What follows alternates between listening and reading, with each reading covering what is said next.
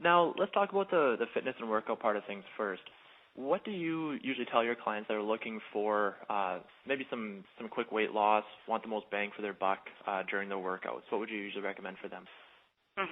Well, I definitely recommend that people challenge themselves based on what they're normally used to. Because if you don't challenge your body based on what you're doing every day, that normal level, then you're not going to see results. So, for one person, if they're at a plateau and they run every day, well, maybe they need to kick it up a notch and do some high-intensity interval training. Even though they are expending a lot of calories during the day, their body's used to it. So they need to kick it up a notch and do higher intensity, more quick bursts to get the metabolism revving.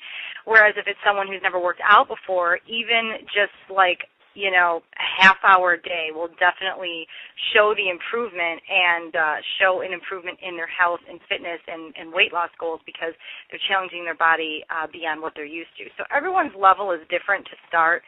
So, my biggest advice to a lot of people is just to follow through with it and be consistent right from the get-go and make sure that the nutrition is on par with the physical activity that you're doing because, you could work out for an hour, but it could take you, 1 second to just completely undo all that, depending on what you're eating.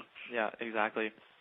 Yeah, and we're going to get into nutrition a little bit later, but yeah, I think that's a huge thing for people to understand is how important nutrition is to any type of goal that you're trying to work towards. Yeah, you're absolutely right.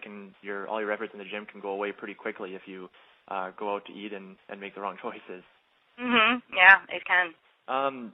So now, how do you usually structure your workouts for clients that are looking for some weight loss so that they get the maximum results when they're working with you? I'm a big fan of supersetting, where you're working one big muscle group and then alternating it with another one. And I do that with anything, for instance, a typical 1 hour workout would be anywhere from 5 to 8 pairs of movements, and I would alternate those with minimal to no rest, about 3 or 4 times, and then rest for a minute or two, and then move on to the next circuit. And do that, whether it be 15 reps of the first movement, 15 reps of the second one, and then repeat that 2 or 3 more times, and then rest, and then on to the next one. And I'm a big fan of compound movements, working the big muscle groups. A lot of times you see people just doing their bicep curls or calf raises or just doing some crunches.